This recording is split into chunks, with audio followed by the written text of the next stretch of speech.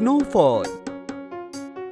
Dinner नंतर गट्टू चिंकी आईच्या मोबाईलमध्ये आपले मनालीचे फोटोज पाहत होते. आठवतंय ना चिंकी, तिथे किती छान बर्फ पडत होता. हो गट्टू, आपण दोघं किती खेळलो होतो ना तिथे, किती मजा केली होती. चिंकी, हे फोटो बघून तर मला पुन्हा एकदा हिल स्टेशनला जायची इच्छा झालीये. चल जाऊन आईबाबांशी बोलूयात. मग दोघे धावतच ड्रॉइंग रूम मध्ये जातात आणि आईबाबांना म्हणतात, आई बाबा, आपण ह्यावेळेस हिवाळ्याच्या सुट्टीत कुठे जाणार आहे? बाबा, परत जाऊया ना मनालीला. मागच्या वेळेस तिथे किती मजा आली होती. अरे नाही बाळांनो, यावेळेला आपण सुट्टीला कुठे जाऊ शकत नाही. यावेळी ऑफिस मधून मला मोठी सुट्टी मिळणार नाही. मोठ्या मुश्किलीने 2 दिवस सुट्टी मिळू शकते.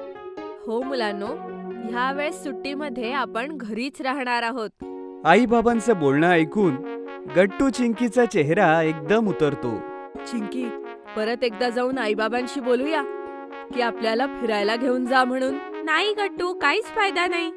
तू ऐकलंस ना, बाबांना फक्त 2च दिवसांची सुट्टी आहे. मग 2 दिवसात कसं जाणार बरं कुठे? मग गट्टू चिंकी उदास होऊन आपल्या व्हॅकेशनचा होमवर्क करू लागतात. तेवढ्यात चिंकीची नजर टेबलवरच्या मॅगझिनवर जाते. त्यात मोठ्या अक्षरात लिहिलं होतं, स्नो वर्ल्ड. अरे हे काय? आपल्या शहरामध्ये स्नोवर्ल्ड नावाचं एक इंडोर पार्क उघडलंय. मग त्यात काय? तिथे काय चिंकी? तिथे पूर्ण हिल स्टेशन सारखं वातावरण असणार आहे आणि बर्फ सुद्धा पडणार आहे. आणि तिथे सगळ्या विंटर मधल्या ऍक्टिव्हिटीज सुद्धा असणार आहे, जसं की आईस स्केटिंग आणि स्नो बोर्डिंग. ओ वाव, हे तू काय बोलतेस चिंकी? चल गट्टू, जाऊन हे आईला दाखवूया. मग दोघे धावतच किचन मध्ये जातात आणि आईला मॅगझिन दाखवतात. अरे वा मुलांनो, खरंच हा छान इंडोर पार्क उघडलाय आणि हा तर आपल्या शहरातही आहे. ओ, तर आई, तू आणि बाबा आम्हाला तिथे घेऊन जाणार? हो आई, प्लीज प्लीज प्लीज. हो हो नक्की. आणि हे घराजवळही आहे, तर इथे जायला काहीच अडचण नाही. आपण नक्की जाऊयात. संध्याकाळी बाबा आल्यावर बोलूया त्यांच्याशी, ठीक आहे?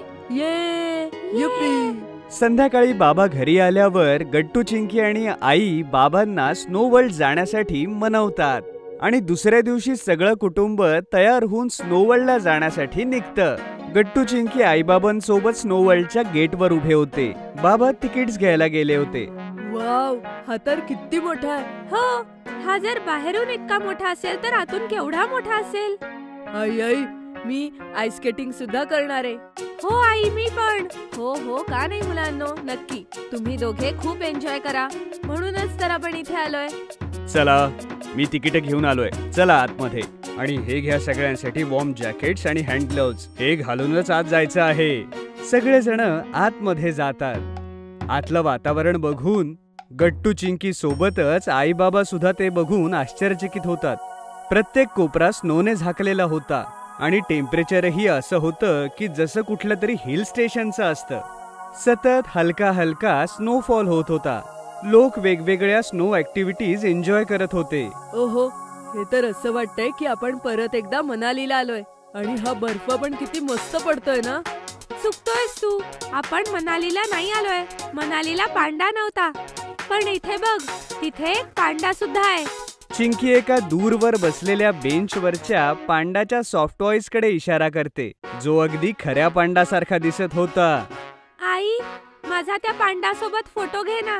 हो हो, मी सुद्धा येणार फोटो मध्ये. हो हो मुलांनो, चला स्माइल करा. चीज चीज. चला मुलांनो, आता आईस स्केटिंग करू. चिंकी, तुला तर आईस स्केटिंग नीट येते, पण गट्टू, तू नीट कर, पडू नको.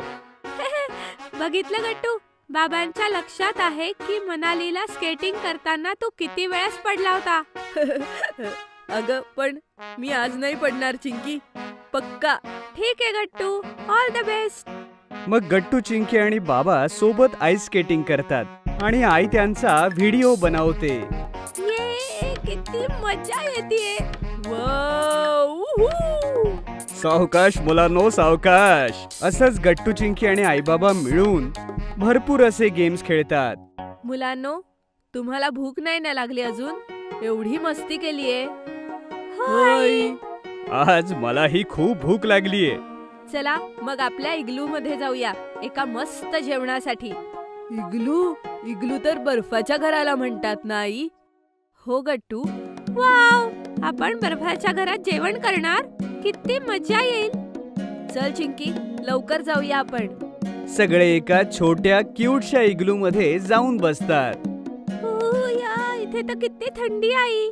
नाही, इथे तर खूप मजा येते. तुमच्या दोघांचा आनंद बघून आम्हालाही खूप आनंद होतोय मुलांनो. चला सांगा, काय खायचंय तुम्हाला? आई बाबा, आठवतंय आपण डोंगरावरच्या स्पेशल नूडल्स खाल्ल्या होत्या?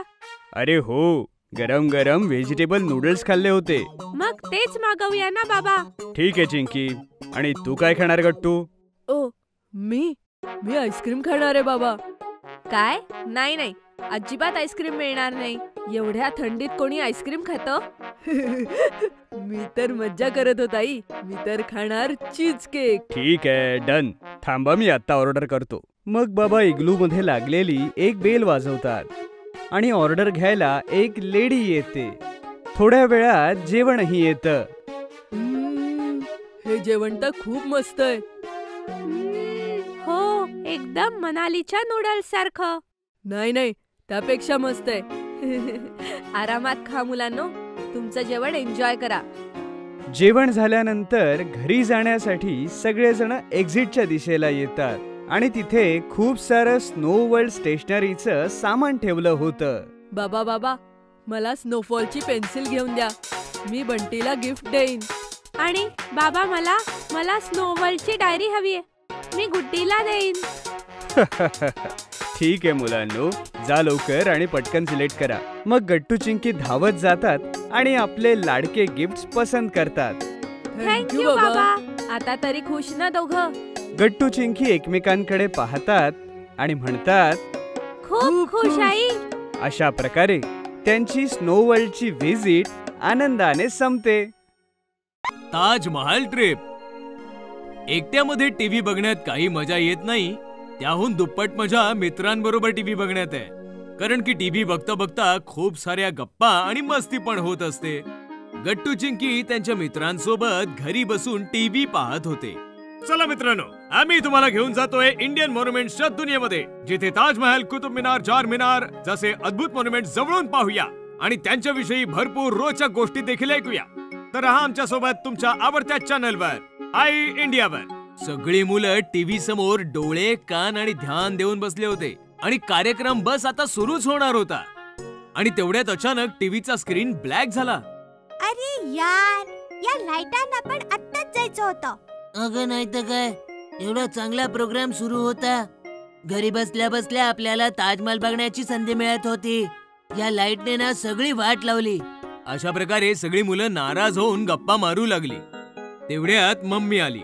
काय झालं बाळांनो, काय एवढे नाराज आहात? मम्मी, टीव्हीवर ना एक छान कार्यक्रम सुरू होता.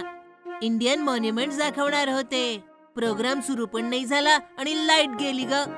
अरे मग यात एवढं काळजी करण्यासारखं काय आहे? मॉन्युमेंट्स तर मी तुम्हाला आत्ताही दाखवू शकते. संध्याकाळी पप्पा घरी आल्यावर मम्मी म्हणाली, मला वाटतं आपण गट्टू चिंकीला घेऊन ताजमहालची एक ट्रिप प्लॅन केली पाहिजे. अगं हो का नाही, नक्की जाऊया ना. मलाही माझ्या दिल्लीवाल्या क्लायंट सोबत काही मीटिंग करायच्या आहेत. तिथूनच पुढे आग्र्याला जाऊया आणि मग ताजमहाल पण बघून घेऊ. गट्टू चिंकीनी मम्मी पप्पांचं हे म्हणणं ऐकलं तेव्हा त्यांना स्वर्गही ठेंगणा झाला. मग काय, एके दिवशी गट्टू पिंकी प्लेन मध्ये बसून मम्मी पप्पांसोबत दिल्लीच्या दिशेने निघाले. सर्वजण दिल्लीला आले. तिथनं एक प्रायव्हेट कार घेतली आणि मग आग्र्याच्या दिशेने कूच करू लागले. वाव, किती ब्युटिफुल शहर आहे हे आग्रा. आग्रा शहर खूपच सुंदर आहे, पण ताजमहालाने आग्र्याचं नाव अजूनच सुंदर बनवलंय. जो ही ऐकतो त्याचं मन ताज ताज होऊन जातं. ओहो, शायरी. पप्पा, ताजमहलला जगातल्या 7 आश्चर्यांपैकी एक का मानलं जातं? आता मी काही सांगणार नाही, तुम्ही स्वतःच्या डोळ्यांनी पाहून घ्या. आणि मग जसे गट्टू चिंकी ताजमहालच्या समोर उभे राहिले, त्यांचे तर डोळेच विस्फारले. Oh, wonderful, beautiful, so so so nice. ताजमहालची ब्युटी आणि शायनिंग बघून मी तर अगदी ब्लँक झाले. गट्टू चिंकी पाहत होते जगातील 7 आश्चर्यांपैकी एक आश्चर्य.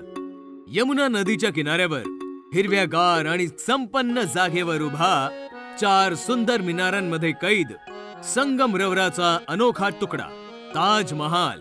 बेटा, ताजमहाल एक अशी वास्तू आहे जिला जगभरातून लोक बघण्याचं स्वप्न उराशी बाळगून येतात. आपल्या देशाचा अभिमान आहे ताजमहाल.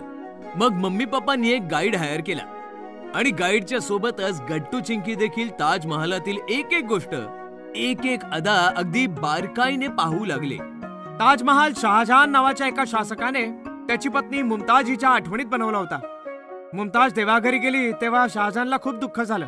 दुःखातनं बाहेर येण्यासाठी या वास्तूचं निर्माण केलं. आतमध्ये त्याने त्याच्या पत्नीची कबरही बनवली.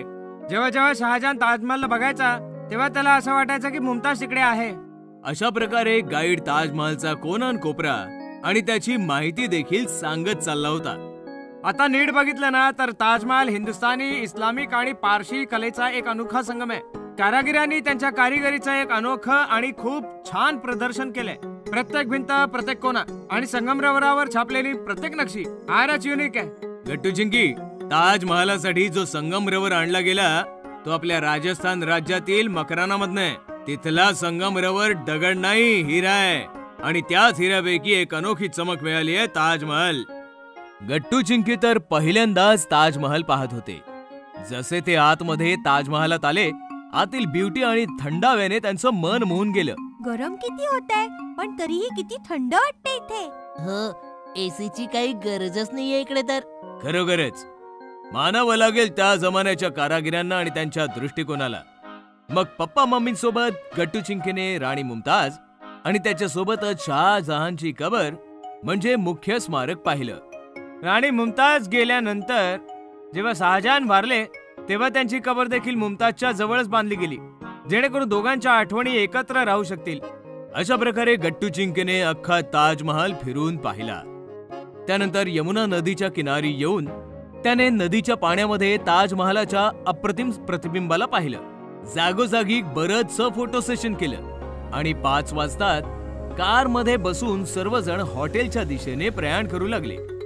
जर तुम्हाला आमचे व्हिडिओ आवडत असतील तर लाईक करा, कमेंट करा आणि सबस्क्राईब करा.